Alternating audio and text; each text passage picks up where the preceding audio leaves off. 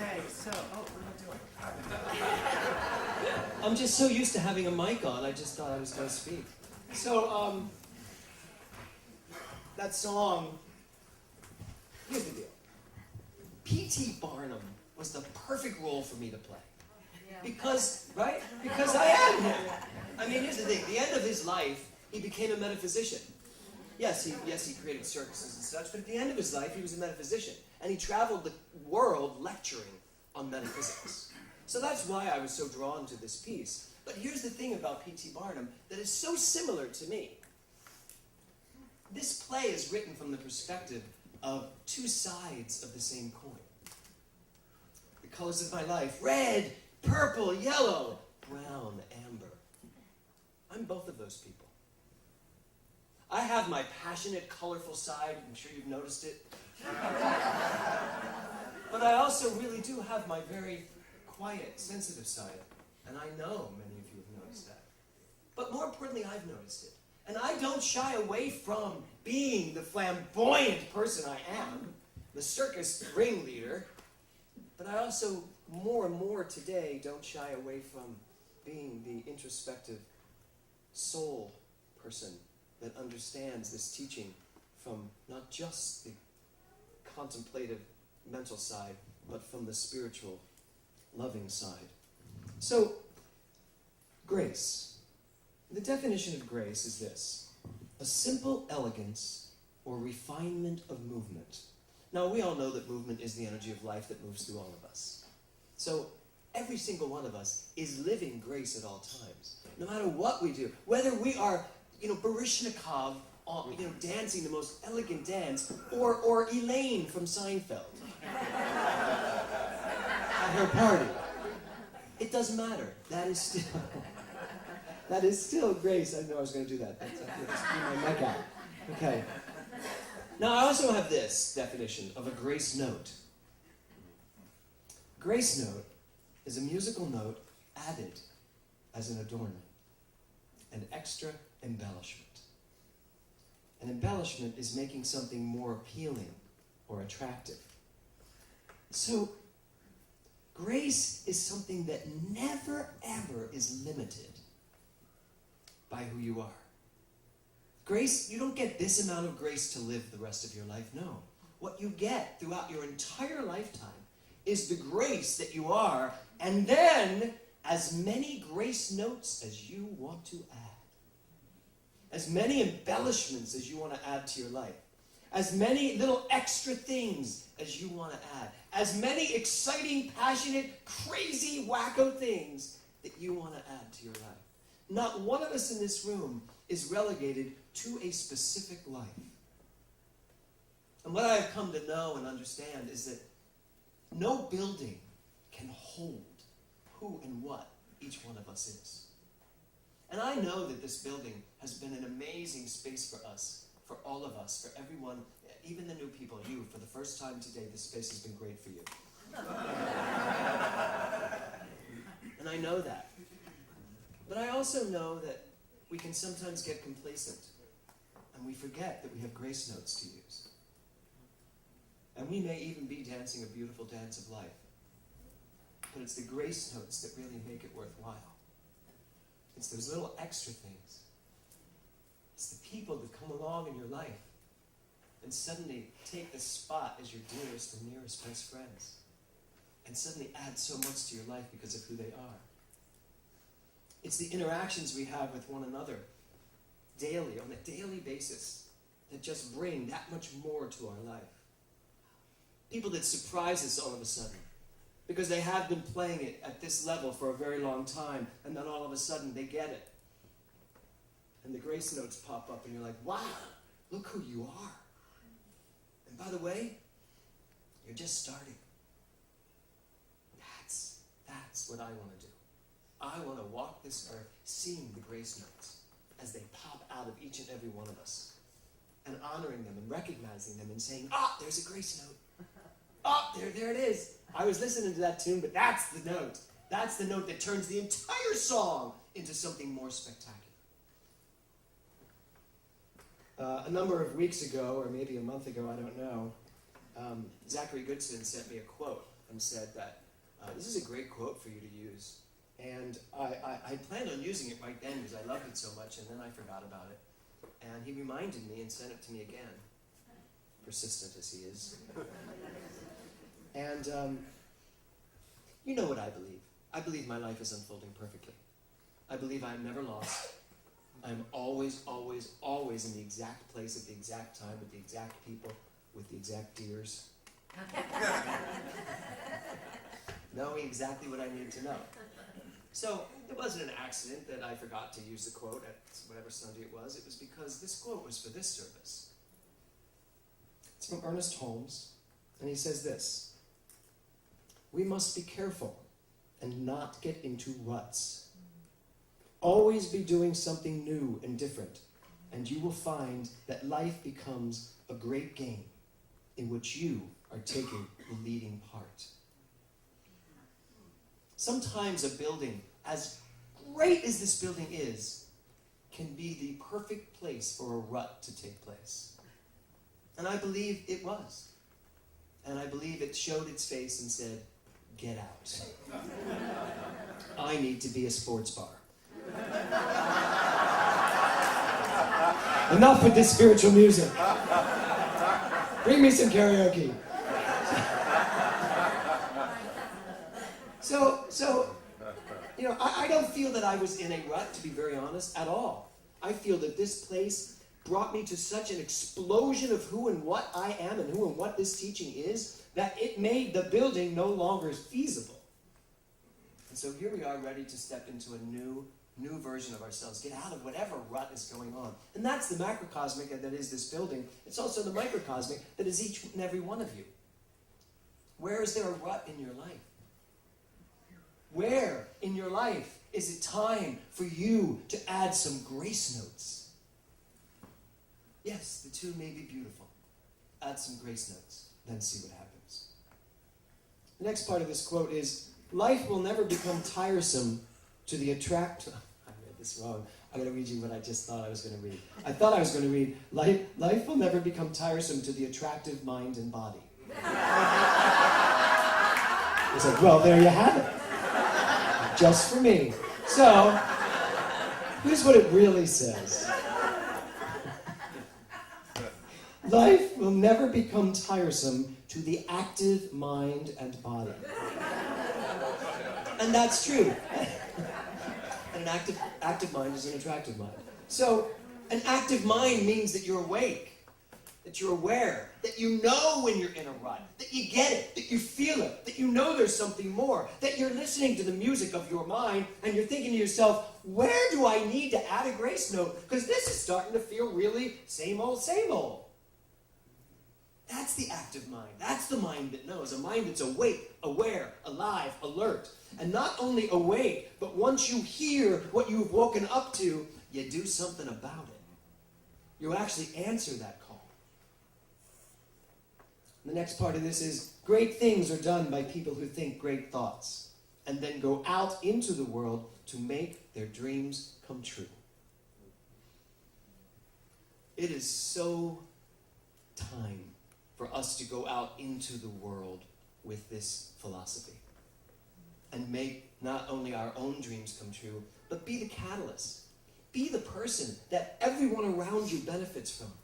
Be the person that when people hear the way you live your life, when people hear the way you talk, when people see the way you interact, the way you love, the way you live, that they have to be like that Harry met Sally moment. I will have what she's having. Because they want that. Because everybody wants that. Everyone wants more. More of what life has to offer us. And then he says, if you can't find anything new to do, go home and change the bed around, or the piano. Put the cook stove in the parlor. If any of you have a cook stove, you need to talk to me. Or a parlor.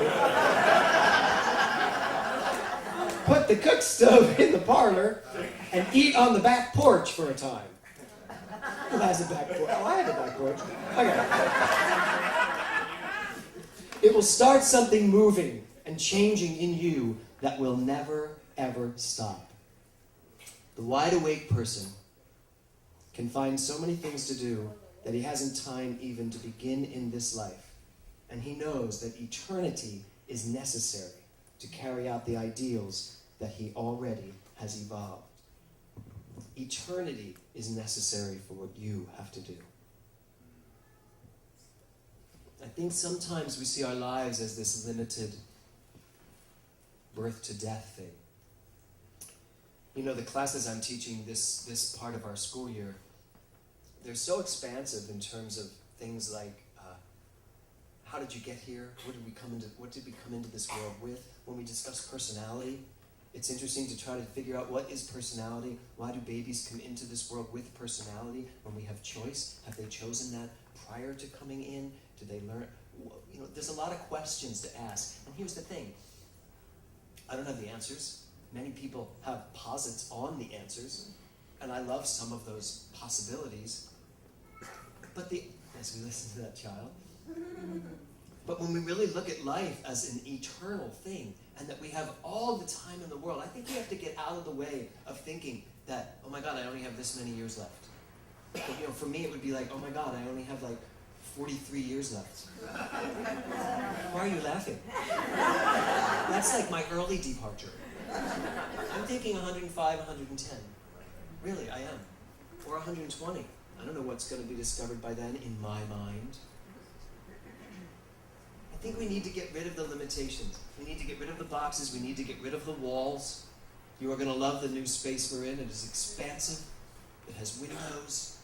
It is exactly what I wanted for us. It has parking. It has just a beautiful, beautiful nature to it. The energy when you walk onto this campus is so beautiful, so calming, so loving. It has the possibility for us to grow beyond what we've ever done before. And we get to sleep on Sunday mornings too. Right? And you can make it back from Palm Springs if you're there for the weekend. Just so many things, so many expansive things. Ernest Holmes is right. There is no excuse for any one of us to be bored. Don't show your hands, but ask yourself, are you bored with your life in any way?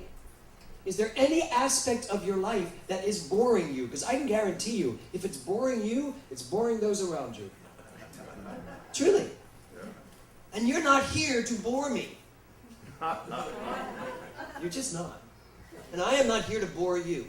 We are here to stimulate one another. We are here to excite one another. We are here to make one another rise to a higher level of consciousness in everything we do. When I came up with love only, forgive everything, remember who you are, those things came out of me from a place that knew I needed to learn it. To love only. That is not as easy as it sounds. Actually, it doesn't sound so easy. It's harder than it even sounds, and it's harder when it sounds out. To love only, that means love everything. Everyone, no matter what's happening. I loved what Reverend Rita said last night. You know, to hear her talk last night about what she learned from me was so moving. And the thing she said about learning that there are no victims, that you can no longer be a victim. Because once you realize that you create everything in your life, you are never a victim. You are just the receiver of whatever you are equal to in mind. But when you think like a victim, then suddenly perpetrators show up everywhere.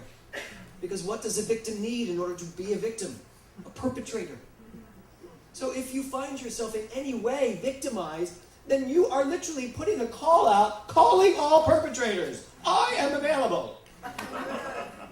That's the way it works. When you blame anyone for anything, you are literally setting yourself up as a victim. You know, when I heard Rita say that last night, I got it.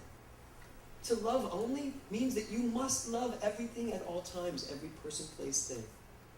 And that means you have forgiven everything in order to do that. And in order to do either of them, you have to remember who you are.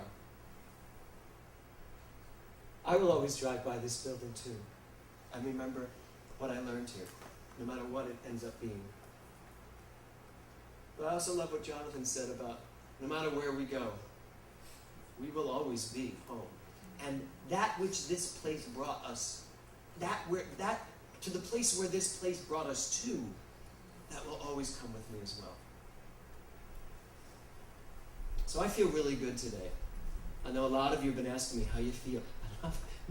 So many people come up to me, and this is how you do it. Now you'll never do it like this, but here's how many of you do it. How are you doing? Like I'm gonna say, I'm falling apart. How are you? I want to tell you, I'm doing great. This was the smartest thing we've ever done. Is it hard? Not really. It's interesting. I lived in an apartment in New York City, in 87th and Amsterdam. Believe it or not, bless you, bless you, bless you. I think that was the word. Believe it or not, a 9-room apartment, bless you. A 9-room apartment on the Upper West Side I lived in for 20 years. And when we sold that apartment and emptied it out, I remember standing in my piano room and looking around, and I did not have the emotion I thought I would have. I just had, you've been great to me. And you're about to meet a family with a little baby, and they're going to love this place. They have a lot of money, and they're going to fix you up. And Kevin and I walked out of our 87th Street apartment, never looked back. We go to New York City, we go to breakfast in the restaurant that's in the basement of that, and it doesn't have that tug. It's just like, oh yeah, we used to live here, this was great. It's exactly how I feel about this place. As I stand here, that's how I feel about this place. The emotion I have about it is about the people who inhabit it, not the building itself. And I see many of you here today. Because this place is also in Toronto, this place is also in Kauai, this place is also everywhere in the world where we have touched anyone. And we are not done by any stretch of the imagination. I feel, in some senses, we are just beginning. So the title of my talk was A Graceful Farewell. What I didn't want was the other title of my talk, which was A Blubbering Farewell. Because it was iffy for a while there. I was like, I don't know which one it's going to be. It could be funny to put The Blubbering Farewell. But I don't have that. I actually have a graceful farewell. But more importantly, and the thing I want to leave you with in my last talk on this stage, it is a graceful farewell. But I want to add the grace note to understand that because we are consciousness, we never say goodbye. Our consciousness will live on in this space for time and all eternity. Because all there is one mind. And there is a power for good in the universe greater than any one individual. We can use it. We use it all the time because we are it. And that's the truth. And that's how I leave this stage.